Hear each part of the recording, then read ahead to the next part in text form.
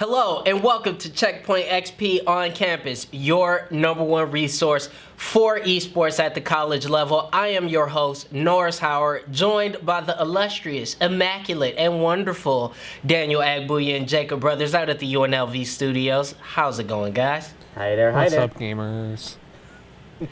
That's right. What's up, gamers? You know, we're going to have a real laid-back, chill type of show today.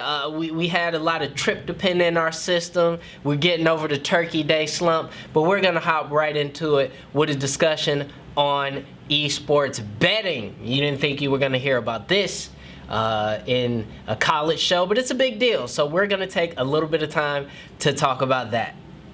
Alright, now if you guys haven't noticed, we've pulled some TV magic and trickery and invited one of our managing editors, Kevin Kelly, on the show for this particular discussion because it is quite interesting, the concept of esports betting and gambling in esports. Now, we know that this is a major thing in college sports, but esports betting is now legal in New Jersey. So Atlantic City has gotten involved in this.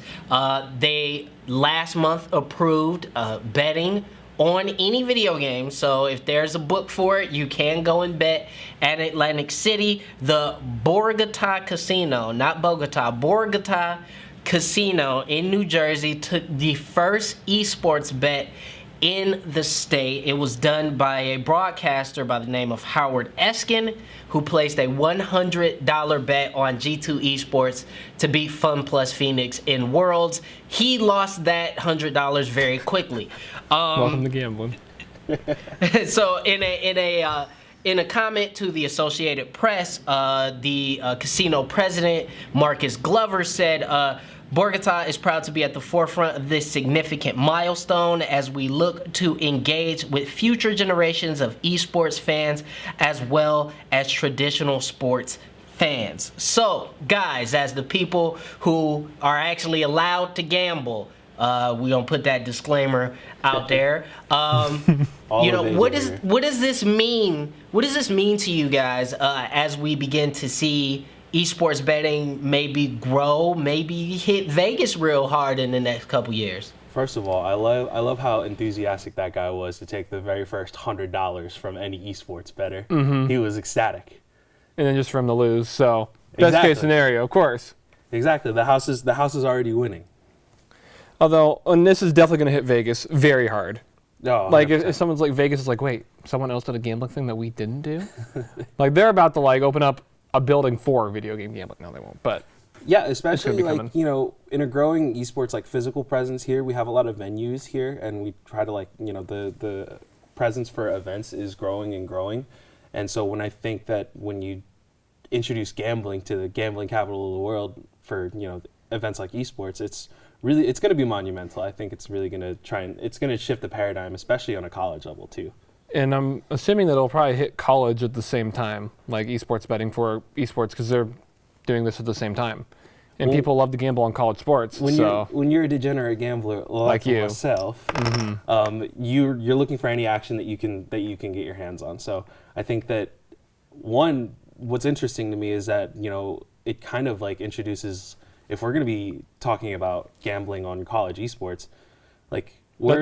My concern is like what do the players have to think about this? Like with all this money that's immediately going to start getting injected into esports, and college like there's no NCAA regulation yet. Mm-hmm. What do the players have to say about I think this? The players, I would assume they're okay with it because they're actually being paid over the table, so they don't mind that there's being money bet on them. Do you guys think that this may introduce some kind of regulation at some point, if we're gonna have like this money in esports, in college esports now? I personally think it has to. I think when you're involving, you know, youth, I think it behooves you to try to involve them. We saw just how rampant gambling can be, especially every March around the NCAA tournament and around bowl game time. So we know that college sports and gambling are kind of inextricably linked. Really, all sports and gambling are linked.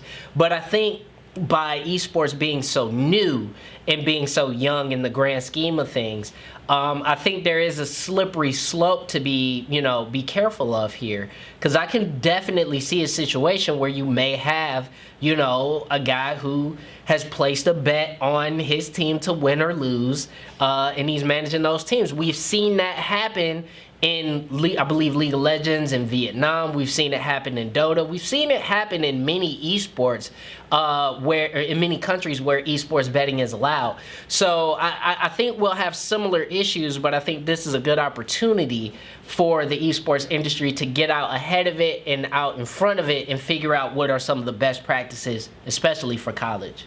Someone is definitely going to have to step in and try and get like some rules and regulations around this, especially for the players, because I know if people are still doing it on the pro level, Josh Shaw from the Arizona Cardinals just got like a huge suspension levied against him for betting on games in probably the dumbest way possible. You can look that story up. But like, if pro NFL players are going to be betting on games still, like, this has been a problem in sports for years. And you're going to let college kids like have this kind of like wasteland of like no rules and anarchy and money and just all this sin just being injected into esports. Like, someone's definitely going to have to like step in, create some bylaws around this. I'm really excited for just like the whack bets that are going to come up, because like, in football it's like, are they going to win by 3 kicks or 5 kicks? Like, I can't wait to see that kind of a thing for like Overwatch, where it's like, do they win 1 map or 2 maps? Where you're gonna have like a Overwatch point spread of how many ultimates does Jonah get off in a particular team fight. Like, it's gonna get really granular because the stats are gonna be there. You're gonna be able to pull those stats, the over under for how many kills in a particular League of Legends match. So it's gonna be interesting to see. But it is also going to be very, very concerning, and I agree with Kevin that somebody please think of the children. Will somebody please do that? But we're going to move on here and talk about a actual tournament that's going on that, as far as I know, no one can bet on. But we're gonna have the Tespa Call of Duty Modern Warfare Online Collegiate Tournament. Now, this is a fall duos tournament. Over 500 teams are expected to participate. There's going to be a nearly $10,000 prize pool, of course, in scholarship money. A best-of-3 format, only college students. Kevin, you in particular, I know both of you guys are big, Call of Duty fans, but Kevin, you in particular, what is your opinion about this particular tournament, and do you think Modern Warfare is trying to ease its way into the college scene with this tournament? The biggest thing that intrigues me with this tournament is, you said it's cross-play enabled, right? We're gonna be mixing. I think this might be one of the first times outside of like Fortnite, obviously, where we're gonna be mixing controller players and mouse and keyboard players. And in COD, I think that's a completely different. Yeah, because Call of Duty is the only like controller dominant esport. Really. But at the same time, like it's also a super like quick trigger, like reaction time based game. And so like, I think that like, if you're playing mouse and keyboard in this tournament, I'm almost, you have an advantage. If we were able to bet on this, I would bet on the winner being a mouse and keyboard player. Yeah, absolutely. Like a tandem of those two. But that's it for that discussion. Are you into Call of Duty? Or do you want to join this tournament? You only need one other buddy to join. So slide on over to gamebattles.majorleaguegaming.com and you can check out all the information for the 2v2 Tespa Collegiate Call of Duty Fall Duos Tournament. So make sure you guys check that out. But we're going to have more coming up on CheckpointXP On Campus, where there's an event going on out in New York. It's focusing on women in esports. So make sure you guys stay tuned for that.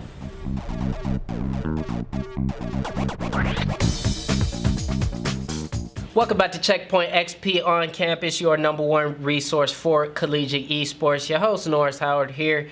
And listen, we know a lot of you play games. We know a lot of you are on esports teams. We want to hear from you guys. We want you to share your stories. Slide on over to checkpointxp.com where you can do that. Hit the On Campus tab, and there's a drop-down box where you can submit your stories. Do you have a buddy who's sick in the mid lane? Are you crazy with the double taps in Rocket League? I don't know. but you do. So share those stories and we will put them on the show. So with that said, we're going to slide all the way over to the East Coast, and we're going to discuss an event going on at State University of New York, Canton, where they're having an open house for women in esports. So it's going to be something that is focusing on getting more women on campus involved in their esports program. So guys, and I mean guys, as in room full of men, do we need more events like this and more women in esports? Well, if you just look at the breakdown of this room, clearly, yes, we need more women in esports. So, we see that nowadays gaming is kind of split 60-40 in terms of like male to female. So times are changing. It's not really a male-dominated culture anymore. So I like seeing events like this that encourage female gamers to go, hey, come out here. We're trying to show that, esports is not a traditional sport. We don't need separate leagues, right? Right, and we're finding success as far as casters go, because usually with casters, more often than not, there's a woman a part of that casting group now, which I've noticed, which is awesome. But they're not really playing with us with men in the tournaments, which is obviously a big problem because there's no skill gap when it comes to video games.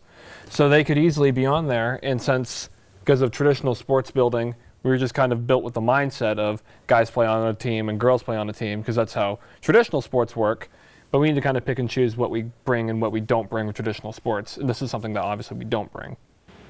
Yeah. Yeah, I'm actually really on board with that whole concept, Jacob, of how much do we actually borrow from traditional sports in terms of esports. There's a lot of opportunity to sort of, quote unquote, get it right the second time around. And I think this is a great opportunity. And SUNY Canton is taking a big step forward. They have 8 games in which they field teams for. And at the very least, Overwatch, League of Legends, and the Smash Ultimate teams are indeed co-ed. They have women on those teams. So, we see that there is a willingness for universities and certain esports organizations to have women on their teams and see them play more. But we haven't necessarily seen the same happen at the pro level. We have Guguri in the OWL. We don't have any women playing at the pro level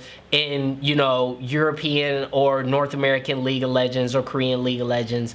So is it going to take sort of for lack of a better word, a Jackie Robinson moment where somebody breaks the gender barrier and, plays and becomes this larger-than-life figure? Or do you think it needs to be more of a slow burn where slowly but surely we just see more women involved in these leagues?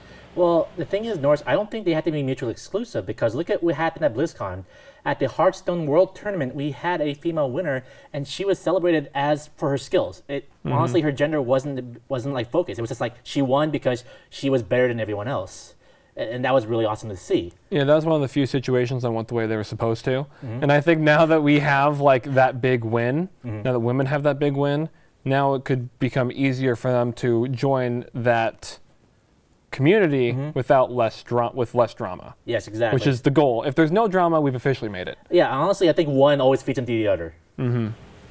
Yeah, I totally agree. And the more women that can participate in esports without getting doxxed and harassed, the better. So that's going to be it for that very quick conversation, but we're going to have more coming up where we're going to be talking about the partner conferences for Collegiate League of Legends. So if you're a League fan, here's a conversation you definitely don't want to miss. More coming from CheckpointXP On Campus, so stay tuned. Welcome back to CheckpointXP On Campus, your #1 resource for collegiate esports. We're going to go right back into it and talk about the partner conferences for Collegiate League of Legends. And Jacob, let us know what the deal is, my guy. Expanding the brain. Expanding the brain to a different game? Since, Collegiate Overwatch Finals isn't happening right now. Interesting. So, which by the way, I did ask Maryville what's up with that, and they said it hadn't happened yet with a sad face. So that's an official response. But yeah, so the conferences that have been confirmed for the Collegiate League of Legends it's a list. Let me just Big East Conference, Big Sky Conference, East Coast Conference, Eastern College Athletic Conference, eSports Collegiate Conference, Landmark Conference, Metro Atlantic Athletic Conference, Midwest Esports Conference, Mountain West Conference, it's us, and Peach Belt Conference. So out of those, I see Big East and I see Mountain West, and I go, those are big time conferences, man. They are.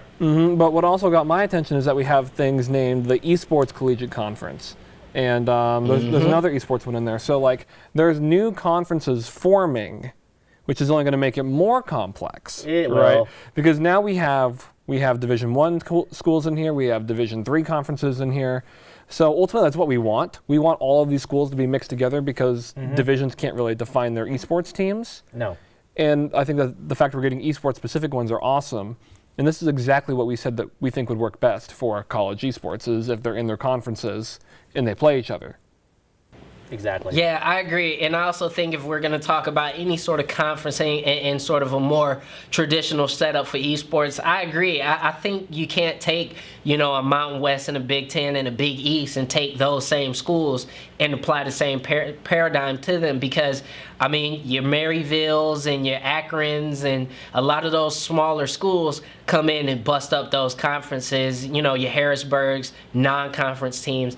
They'll come in and bust those up. So I think the concept of new conferences really intrigues me. It really does intrigue me. But that's going to be it for that very quick segment. We just wanted to update you guys. If you are in any of those conferences, let us know. We want to know what your experience is like of participating in sort of a more formatted, regimented esports conference style competition. So we would love to hear from you. But we're going to have more coming up on Checkpoint XP on Campus, where Jacob is going to share more of his fashion thoughts. But before that, we are going to be talking about Ninja and another really stupid thing he said. So stay tuned. Welcome back to Checkpoint XP on Campus, collegiate esports extraordinaires, coming live to you from all over the country. Right now, we're going to talk about something that's not necessarily in college. It's more of the TMZ style news, if you will, where the biggest streamer in the world, Ninja, has come under fire for some comments that he's had against the NFL kickers. Here's the statement in full.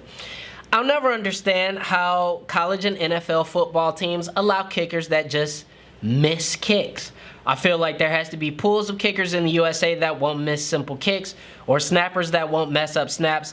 I don't know, man. It seems so silly. Would love opinions on this. Now, in response, a gentleman by the name of Ducky the Gamer, let me not say gentleman, gentle person, by the name of Ducky the Gamer says, I'll never understand how pro Fortnite players just miss shots. I feel like there has to be pools of pro players who can just click on their heads and hit every shot with 100% accuracy. Just seems so silly. Ninja response, and here's where it gets crazy. This is the blank reply ever. Fortnite requires movement, editing, building, rotating, and hitting shots. There are not positions in Fortnite. A kicker's job is literally to kick. Horrible analogy, kind of embarrassing. Thoughts? Well, I have a theory. What's your theory? So Ninja is a Detroit Lions fan. And I know that because I am a Detroit Lions fan. And I feel so bad for you guys. Yeah, you should. Thank you. We appreciate it. The Lions only have a couple good things going for them. Actually, they have one thing right now, and that's their kicker. Lions do have one of the best kickers in the league. So Ninja is not built for thinking about bad kickers because we don't deal with a bad kicker. It's our one blessing. But, say this to someone like Chicago, man, they'd probably kill a person for a good kicker at this point. So I love that he kind of went for this just kick forehead approach. What do you think? So reset the clock on stupid stuff that Ninja said, and I'm just gonna say this: dude needs to learn to stay in his lane, because obviously he's being defensive. He got called out in a really dumb take because he kind of said himself, they're two separate games. So why are you comparing the two? And Honestly, like he also did. That's a follow up. He did delete the tweet, so obviously I think he understands he was kind of in the wrong here. But dude, relax. I love hot takes. You should keep it up. Personally. Nah, I just think for me, it does gamers no favors. It's already hard enough trying to explain esports to somebody who's a football fan or a basketball fan. And this doesn't do any favors to try to say that playing Fortnite is somehow just as, if not more difficult than being an NFL kicker. It's absurd. It is just simply not an intelligent thing to say. And I am really sad that we've dedicated time to it on the show, but it happens. Anyway, we're going to have more where Jacob, the largest of brains, is going to return to the fashion corner and let us know how he feels about some esports jerseys. That is going to close out today's Checkpoint XP on campus. Stick around.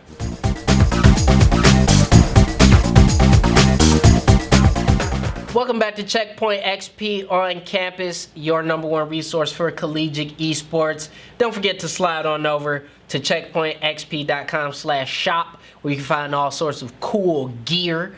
And speaking of cool gear, we're going to take a look at some of college's hottest, and I mean hot, esports jerseys.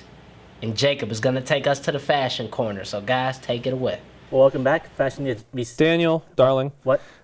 How'd you walk out of the house like that? Would it kill a man to put some color on his clothes?